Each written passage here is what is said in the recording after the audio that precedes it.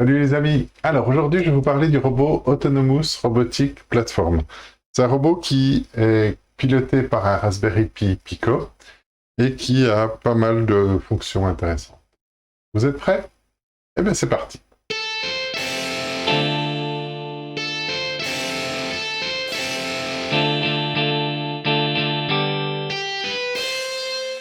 Alors, je m'appelle Jean-Christophe Quetin. J'ai écrit un livre sur l'Arduino et un autre sur la carte microbit, les deux livres aux éditions Uni. Et puis, j'ai aussi un blog, ardublog.com, où je parle un petit peu de tout ce qui me passionne, impression 3D, carte de développement, Arduino, et puis pas mal de petits robots également. Alors le robot Autonomous Robotic Platform, oui, le nom est un peu compliqué. Il ressemble beaucoup au robot euh, Move Motor. Donc, j'aurais préféré qu'on l'appelle le Move Pico, hein, mais bon, voilà, c'est pas moi qui décide. Donc, en fait, c'est la même conception. Ces deux robots, bon, on voit. Donc, simplement, la grosse différence, donc, c'est que le Move Motor utilise la carte microbit pour fonctionner, alors que le robotique Autonomous Platform utilise un Raspberry Pi Pico. Donc c'est le petit frère du Raspberry Pi, mais en version microcontrôleur. Donc, autrement, donc c'est un petit peu le même principe. On a un capteur d'obstacles, un capteur de suivi de ligne, mais il y a quelques améliorations puisque le capteur de suivi, enfin de détection d'obstacles est amovible et on peut le mettre à l'arrière ou à l'avant. Et on peut même en mettre deux si on veut, un à l'avant, un à l'arrière. C'est un capteur qui est assez facile à trouver, c'est assez standard, donc vous pouvez facilement euh, en acheter un autre et puis de le rajouter. Donc les deux moteurs, une petite bille pour faire la stabilité, pour faire la troisième roue, une roue libre. Et puis donc on a aussi un capteur de suivi de ligne un petit peu amélioré, hein, puisque là il y a seulement deux capteurs et là on en a trois, donc avec un petit peu plus de précision.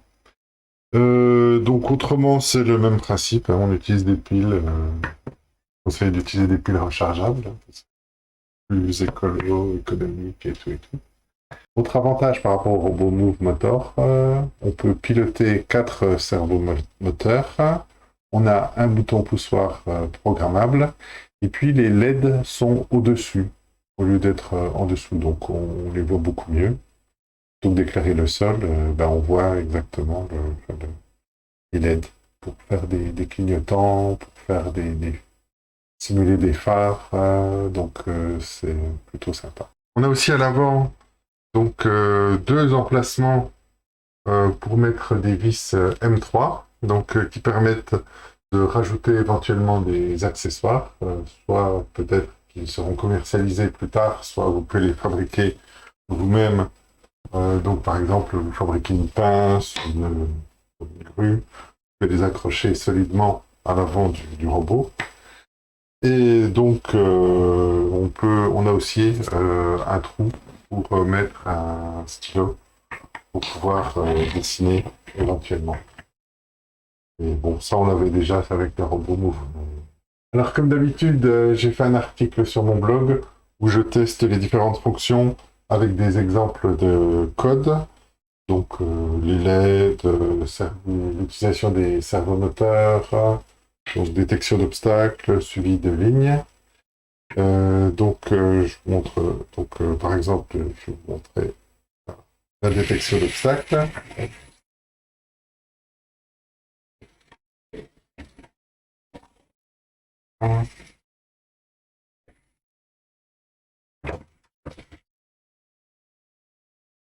Donc, je vous donne un exemple de code, mais évidemment, c'est à vous après d'améliorer, de personnaliser le programme comme vous voulez. Hein, c'est le but un petit peu de ce genre de carte. Hein. Alors, autrement, bon, je tiens à dire quand même que j'ai eu un petit problème avec le suivi de ligne. Hein, parce que, donc, quand le robot va assez vite, à vitesse réduite, les moteurs n'arrivent pas à démarrer. Donc, on est obligé de le mettre à haute vitesse. Et à haute vitesse, le problème, c'est qu'il n'a pas le temps de bien lire la ligne. Donc, il faut jongler, c'est assez délicat. Et puis, sur les pistes un petit peu trop compliquées, ça décroche.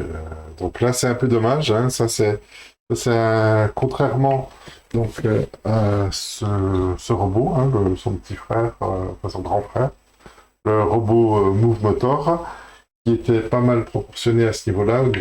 Donc là, c'est simplement, je pense, un problème de démultiplication au niveau du moteur. Donc il faudrait simplement que les moteurs tournent un petit peu moins vite et ça leur permettrait d'avoir un peu plus de puissance et donc de pouvoir tourner au ralenti sans peiner en fait. Donc voilà. Donc j'espère que Keytronic va améliorer, faire peut-être une version améliorée du robot parce que c'est un peu dommage à ce niveau-là parce qu'on a une fonction de suivi de ligne qui est quand même assez difficile à mettre en œuvre. Mais à part ça, donc, voilà, moi je suis assez content de ce robot. Hein. C'est un bon petit robot, sympa. Donc, peut-être, si vous êtes un peu bricoleur, vous pouvez peut-être changer. Donc, c'est des moteurs pareils hein, qui sont assez standards. Hein. Donc, remplacer ça par des moteurs avec une meilleure démultiplication, un peu plus puissant. Ça doit être faisable. Moi, j'ai pas fait, mais bon. Voilà, donc là, oui, je tiens aussi à vous dire que donc, le robot m'a été envoyé gratuitement par Keytronic. Je vous en parle dans cette vidéo et que je fasse un article dessus. Mais bon, je ne suis pas payé par Keytronic, hein, donc j'ai rien à gagner dans l'affaire. Et puis j'ai la liberté de vous dire ce que j'en pense. Voilà. Eh bien écoutez, voilà, si la vidéo vous a plu, n'hésitez pas à mettre un pouce en l'air, à me faire un petit commentaire, et puis à vous abonner pour que je puisse continuer à faire d'autres vidéos. Allez, à bientôt les makers. Salut!